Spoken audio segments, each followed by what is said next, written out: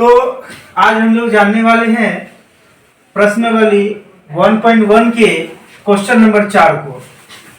Euclid विभाजन परिमिका का प्रयोग करके दर्शाइए कि किसी धनात्मक पूर्णांक, फिर देखिए क्या पूछा आपसे, किसी धनात्मक पूर्णांक का वर्ग, ये बात याद रखिए। धनात्मक पूर्णांक तो मान लेंगे और उसका वर्ग जब करेंगे तो बोलना है किसी पूर्णांक m के लिए, यानी q की जगह m को रख देंगे, उसके लिए 3m या 3m प्लस 1 के रूप का होता है या नहीं। यानी कोई भी धनात्मक पूर्णांक का जब वर्ग करेंगे तो पूर्णांक m के लिए वो 3m और 3m प्लस 1 के रूप का होना चाहिए। ये आपको दर्शाने के लिए कहा गया है, सिद्ध करने के लिए कहा गया है। तो सबसे पहले आपको जो दर्शाने के लिए कहा गया है उसको मान लीजिए।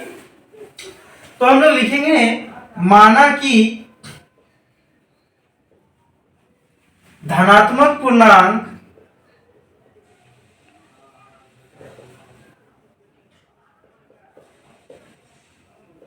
बराबर a। हम लोग क्या मान लिए, धनात्मक पूर्णांक क्या है, a है।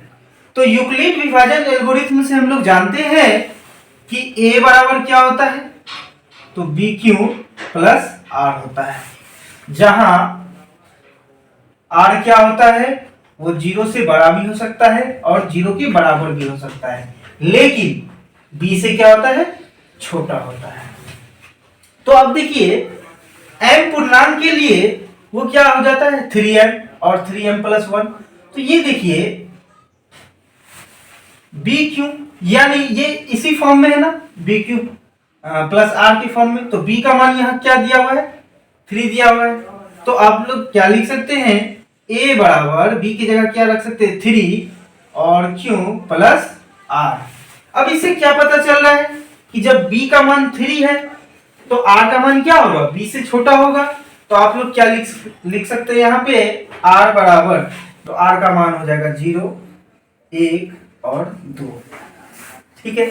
अब हम लोग क्या करेंगे, एक बार r का मान 0 रखेंगे तो क्या हो जाएगा, लिख देते हैं r का मान 0 रखने पर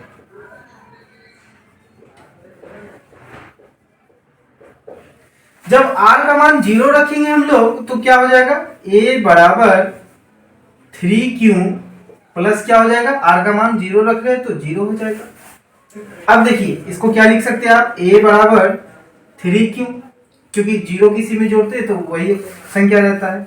अब देखिए आपको क्या कहा गया, a को आप क्या माने थे, धनात्मक पूर्णांक, और यहाँ आपका सवाल है धनात्मक पूर्णांक का वर्ग। तो अब हम लोग क्या कर देंगे, यहां लिखेंगे वर्ग करने पर।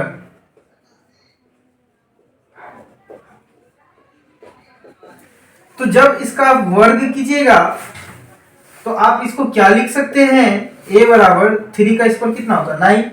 लेकिन आप इसमें कॉमन ले सकते हैं, स्क्वायर मतलब डबल बार गुना किया गया, तो इसको आप 3 और ब्रैकेट में 3q स्क्वायर लिख सकते हैं, क्योंकि देखिए 3 जा 9 हो जाएगा और q स्क्वायर तो q स्क्वायर।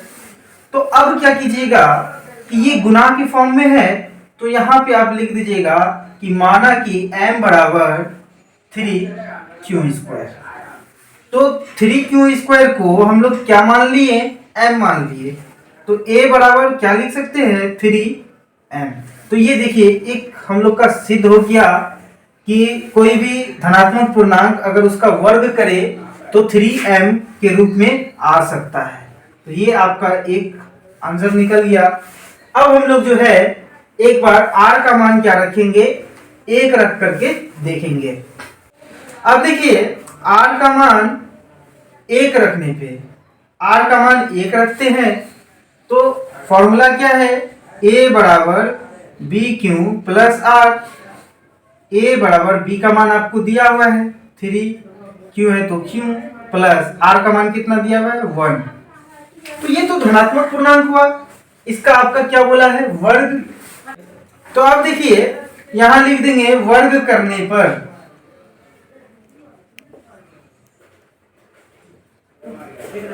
तो आप इसका वर्ग कर दीजिए तो लिख सकते a बराबर 3q प्लस 1 का होल स्क्वायर। तो आप इसको क्या लिख सकते हैं, ए बराबर फॉर्मूला क्या होता है, ए स्क्वायर यानी 3q का स्क्वायर प्लस 2ab, तो 2 इंटू ए का मान क्या है 3q है, ठीक है, गुना b का मान क्या है 1 है, और क्या होता है प्लस b स्क्वायर यानी b की जगह पे क्या है 1 है, तो 1 का स्क्वायर, इसको भी ब्रैकेट में लिख दीजिए। अब देखिए क्या हो जाएगा, a बराबर 3q है तो अभी इसी तरह से लिख देते हैं 3q स्क्वायर। अब इसको गुना कीजिए, 2 तिया 6 और 6 एकम 6 हो जाएगा, प्लस 6 क्यों है तो क्यों, प्लस है तो प्लस, इसको भी अभी उसी तरह से लिख देते हैं 1 का स्क्वायर। अब देखिए इन दोनों में 3 कॉमन आएगा तो a बराबर क्या आ गया 3, अगर कॉमन आ गया तो यहाँ क्या बचा 3q स्क्वायर, और यहाँ पे देखिए प्लस है तो प्लस दे देंगे, ठीक है। अब देखिए इन दोनों में 3 कॉमन आएगा तो 3 दूना 6, क्यों है तो क्यों, ब्रैकेट बंद, प्लस 1 का स्क्वायर कितना होता है 1 होता है।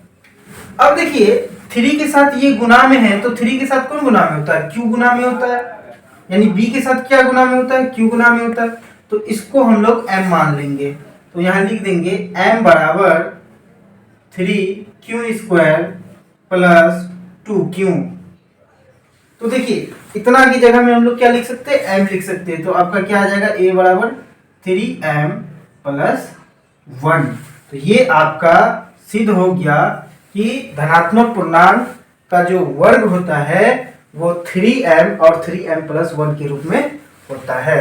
तो इस सवाल को आप 2 से 3 बार रिपीट कीजिए ताकि कभी भूले नहीं।